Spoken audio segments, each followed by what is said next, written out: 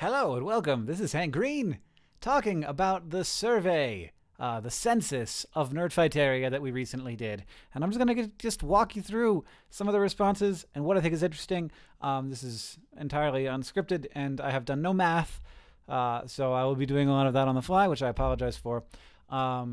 Interestingly, only 60% of people said that French the Llama is what FTL stood for, the second largest chunk being faster than light, which is great. That's FTL, faster than light, is a common science fiction term. So first, let's start out with how old are you? Interesting statistics here. I guess I probably should have broken this down further. So basically what we're seeing here is 90-something% of nerdfighters are younger than 34, which is, I am also younger than 34. John is not. So that's interesting. John is older than 97% of nerdfighters. Crazy. And only 500 people skipped this question. That's one of the lowest skipped questions that there was. And I apologize to people who were 18 or 21 because I put those in two categories. But basically you see here that the age of nerdfighters is very tightly matched around high school and college aged people. I'm not going to go into city, town, state, country. We're doing some outside analysis on that so we can pull more interesting data out from it. It's just too messy to see anything of use in there because there's so many police. Oh, this person is from Forks, where Bella Swan lives. I'm sure that they're like, oh, God, why is that the only thing that Forks is known for? It's also known for being called Forks, which is freaking crazy. So people follow us mostly on YouTube, secondarily on Tumblr, then Twitter, then Facebook. Then Instagram and Vine are a very small percentage, but I'm sure that those people are great. In other ways people follow us, there was a lot of just kidding, I follow you down the street in a white van kind of people. Spiritually, I follow you. But also a lot of people follow us on Reddit, on Goodreads, on Google+, though you're not getting much if you follow us on Google+. You can do a text analysis, but only if you have less than 3,000 or less than 4,000, 5,000 respondents. So Google, Reddit, Goodreads, real life, just kidding, stalk, etc. People saying Tumblr, Twitter, Vine. Really? Those were in the things. I mean, you can click on these and see what it says, which is fascinating. So load on up there and let's see what it says. Seriously, though. Do it. Tumblr. People saying when Facebook leads to Tumblr and Twitter, but not those sites. So, I mean, these other questions are super interesting to go through, and I've been doing a lot of that and just sort of like blah, blah, blah, just reading these things crazily, but I don't follow anything, but I check Tumblr regularly, which is interesting. Yeah, so that's there's just so much to see in those other, and they're all fascinating, all of the other things. Which do you actually look at regularly? So 96% follow on YouTube, 91% down here actually check it regularly. And, you know, similar sort of loss. So people, 51% of people follow us on Twitter, but only 34% of people actually follow us on Twitter. So Twitter is actually the worst of those percentages. Facebook is pretty good. YouTube is pretty good. Tumblr is very good. It goes from 60% to 53%. It's a relatively new social network, so that makes sense. I apologize in general for the fact that this was not a very exhaustive list. I skipped almost all of the non-English speaking world, pretty much, except for some of Europe, and also Canada. So I'm sorry, Canada. That was a complete accident. I didn't mean to forget you. But yeah, so New York was the big spike, and London were the big spikes. But then we also have Chicago, Boston, Seattle, Washington, D.C. is interesting because there aren't very many people who live in Washington, D.C., but there are also people who live around Washington, D.C. And yeah, Philadelphia. I mean, Philadelphia is sort of a, it's a fair number, 3,000 people. But there's a lot of people. But London was our biggest hit. But that's partially, I'm sure, because there were only two places in the UK or in all of the UK that we had on the list. So sorry about that. But I basically went by population, and I just picked out countries, like the top 50 countries by population in Europe, and not very many of them are in the UK. How did you first hear about the Vlogbrothers? Very interesting question for me. 12%, 13,000 people from Charlie or Alex. That's pretty cool. And then another 10,000 from other YouTubers. The Harry Potter fan community. Just came across it on YouTube. Unsurprisingly is the #1 thing, because we do get featured in the sidebars of a lot of things. But second was just a friend telling them about it. Now, most interesting to me is just the minuscule amount of people who heard from us through Twitter. Not to deride any of those 500 people, but just a very small number of people actually finding us through Twitter. Far more people found us through their teachers. This person found us through a student. I don't know what 5AG is. 5 awesome girls, Catherine calls from the downstairs. Yes. Yeah, lots of people found us through 5 awesome girls. That's Catherine. Scott Westerfeld. That's interesting. SciShow first. That's something we should have put on this list, is like, did you find us, like, because a lot of people watch SciShow or Crash Course first. Because that's been going on for a long time now. Your books, dumbass, in every book you wrote. That is another very common answer to this question that we should have anticipated, is that lots of people came to Nerdfighteria through John's books, which is pretty cool. John's books. Significant Other, SciShow, Crash Course, John's books, Looking for Alaska. Pretty cool. What was your first Vlogbrothers video? I'm not going to delve into that, but it is super interesting for us to look at. About 50,000 people didn't have an answer to that question, because it's hard to remember. I don't remember any of it. I remember my first Charlie video. It was like how to get more subscribers on YouTube. Really great video. Super good. Have you ever? 74% of people refer to themselves as Nerdfighters. 89% of people have suggested a Vlogbrothers or related thing to a friend. 70% of people want to go to VidCon, and 1.2% of people have gone to VidCon. So that just makes me feel terrible. 10% of people, which is really awesome, have gone to a Nerdfighter gathering. So really cool. And 5% of people have worn a Pizza John shirt. The DFTBA experience, an invisible number of people had a bad experience, but it's still 220 people, which makes me cringe a little bit. I hate that there's that many people who have had bad experiences at DFTBA, and I want to email all of them, but we didn't collect email addresses, so that's too bad. But generally, I can't help but look at that number and say we could do a better job. So we will endeavor to consider the opinions of those people. You can actually see a lot of them answered the other, and you can filter by this response. And I read all about the problems that they had, which was very informative. And I also, like, 13% of people who bought, or 13% of people liked the fit of the shirt. 3% didn't like the fit of the shirt, so we're also thinking about that shirt fits in general. And then 63% of people have never bought anything from DFTBA. If you look at these responses, most people are saying, I want to, but I'm so broke. But yeah, that's fine. If you're broke, don't buy t-shirts from DFTBA. There's cheaper shirts out there. And also, you probably don't need any more t-shirts than you already have. What Hank and John channels do you regularly watch? Almost everyone watches Vlogbrothers, but not everyone, interestingly. SciShow and Crash Course are the next biggest. SciShow and Crash Course History are the next biggest. Crash Course Chemistry is quite small. Mental Floss, also very well watched. Holy crap, we have a lot of channels, also very well watched. And then not many people know about Sexplanations yet, because that's a brand new channel. The Lizzie Bennett Diaries did quite well. Hank Games, Truth or Veil, and Hank's channel, a little bit smaller in terms of viewership, though Hank's channel actually does pretty freaking well, which is crazy. I hadn't thought that 42,000 people regularly watched Hank's channel. I guess it's true. What other YouTubers do you watch? This is a super fascinating thing for me to read. Like when I'm bored, I just read this. I just look at this list, and then whenever I see a name I don't recognize, I go to the page and I'm like, ooh, this is good. Usually, sometimes it's terrible, but usually it's good. And also, I'm always interested to see the mix.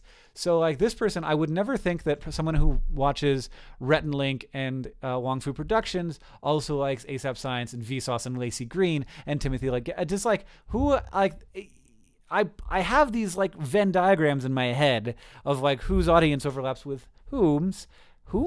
I have no idea. And it's always sort of shocking that that's complete bunk, and I should get that out of my head and forget about it. You know, obviously there is a lot of overlap between certain people's audiences, but also there's a huge amount of people who, watch, Jenna Marbles, community channel, Dennis Not on Fire, and Amazing Phil. This person only watches Minute Physics. That's it. Just Minute Physics and Vlogbrothers. That's everything. This is a very interesting and necessary thing for us to ask. Now, we've a lot of people, I get a request for VidCon in X place all the time, but when I look at like what Nerdfighters want me to do, only 3.5% of them want me to spend time creating a second VidCon. They'd rather we spend time creating new things, creating free educational resources for people, making the world better for creators, taking a break, which I really appreciate you guys saying that. That's very nice. Hopefully it's not because we look exhausted. Hopefully it's because you're just being nice. But if we do look exhausted, it's because we are. But I'm not nearly as tired as John. Fascinating statistic here. Most Nerdfighters get their YouTube videos by going to their subscription feed, not to youtube.com. Though a lot of people still go to youtube.com. Also, the majority of those people seem to go to their subscriptions page. But also, lots of people hear about us through Tumblr, just by directly visiting people's channel pages, and to a lesser extent, Twitter and Facebook.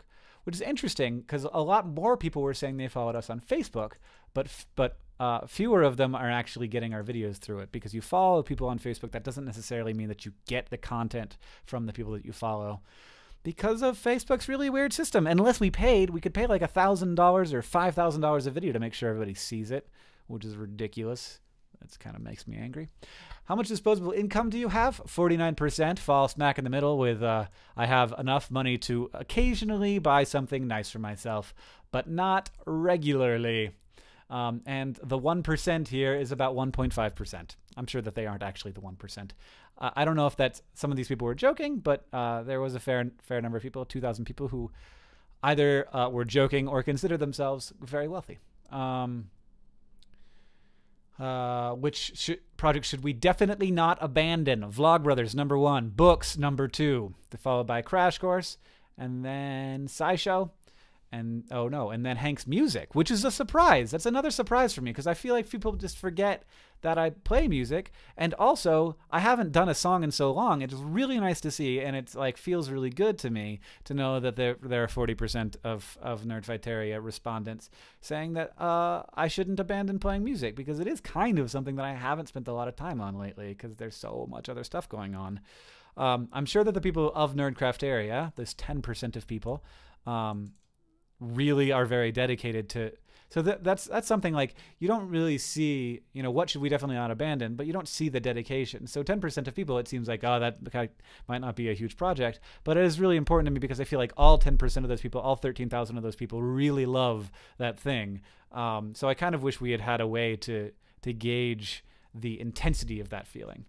Now here's some interesting data. How much would you pay? So more than 50% of people said that they wouldn't pay any amount for Vlogbrothers, which is totally understandable. And that's what I would expect most people to say. But I was really surprised to hear that something like 45% of people would pay an amount for Vlogbrothers, and I kind of don't believe it, honestly. But that's an amazing number, and if you add this all up, it's a ridiculous amount of money that if we charged for Vlogbrothers, theoretically, we would receive. Now, of course, we're never going to do that, but it does feel really good to know that that's how much people value our content, and that there are 9,000 people who value our content at more than $10 per month. Like, that's just, whoa, didn't mean to do that. That's just crazy. It's a crazy amount of money for someone to spend, and it's a crazy amount to feel like my content is that valuable to them, and it feels very good. So thank you for that. Now, Crash Course did even better. Crash Course had more than 50% of people saying that they would pay for it. Now, a lot of these others as well are either they're either people who are just joking around or the people who are explaining how they feel about not paying. And there are some people in here, though, that are saying they would pay $50 a month or $100 a month, or people who are saying, I work for a school and I think my school should pay, $500 a month for this content because it's that valuable for the school. And there's also some people in here who didn't answer. 15,000 people who probably assume it. You can assume that those people don't know what Crash Course is or aren't Crash Course viewers. How much of the school thing? Most people are in high school or in college. There's some college graduates as well. Some high school graduates. A small number of high school dropouts and also some college dropouts. We did not put in here something for people who would finish graduate school. I apologize to all of you who have finished graduate school. I just brain fart. Sorry. How often do you watch our videos? Whenever there's a new one, only 76%. Now I'm saying only, but that's fine, of course. And then 20% of these people are whenever I have time to check it out. And then 2.7 are sort of infrequent viewers. Now that's super interesting because this 25,000 people here are just the ones who happened upon the content, happened upon the survey in whatever way we were broadcasting. And so those people don't watch every Vlogbrothers video. So there are probably way more of those people, but they don't watch every video. So a lot of them didn't respond to the survey. Now, when did you start watching? 30% or so in 2012. A lot of them are very new viewers. 14,000 people are 2013 viewers. But it is interesting to me that more than 50% of Nerdfighters have been around for a couple of years, which is really cool. And yeah, it's just fascinating. Should we post more video? So this is an interesting thing that basically says to me, you are creating roughly the right amount of content on all of your channels. There's a small number of people who think that I should post fewer videos on SciShow. That's the only the only substantial number of people who think that we should post less. Now, there are a majority of people that think we should post more on Vlogbrothers, but it's a very close majority with the people. It's a very close tie with the people who think that we should post the same amount. So we're going to post the same amount. I think that's what we'll do. Not that that was really up in the air as far as us doing something else, but would you read an email update? 95,000 people said yes, so we are going to put together an email update. That's really great news, and we would love to share with you news from Nerdfighteria and from our lives and from the world, you know, every week or so through an email update. So we'll definitely be doing that. I don't know why we hadn't done it previously, but it's great to hear the support for that idea.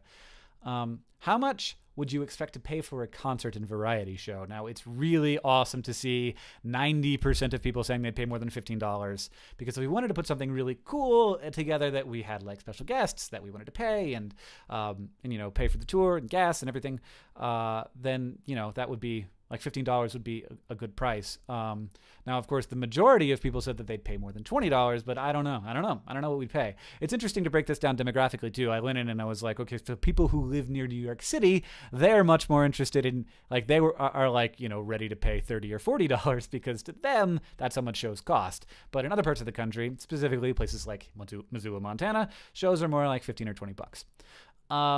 Would you be bummed if there were no signing afterwards that show?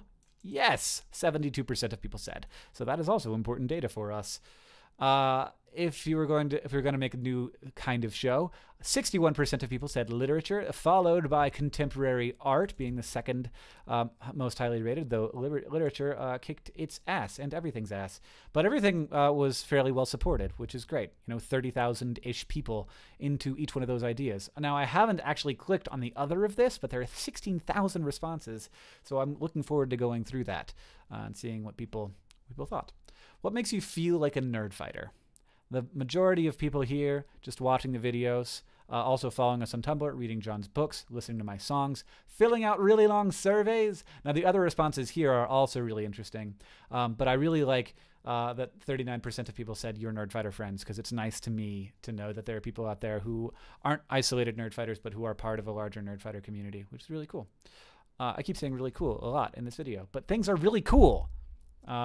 What are you into right now? I read through so many of this, and not a lot of surprises. There's a lot of Sherlock, there's a lot of Doctor Who, there's a lot of Harry Potter, but there's also, you know, some shows, Arrested Development, Hannibal, some shows like Sherlock isn't a show. It's a BBC show. It's a mini series. It's not quite a show.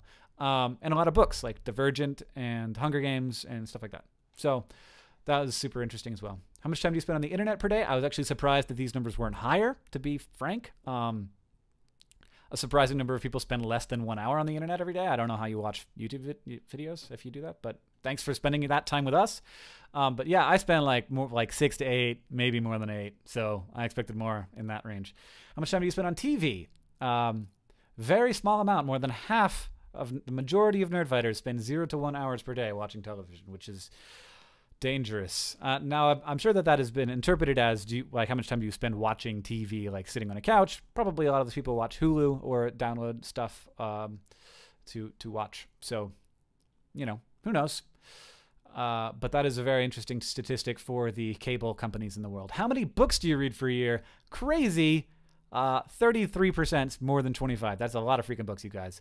I was just interested in Nerdfighter's social habits to some extent.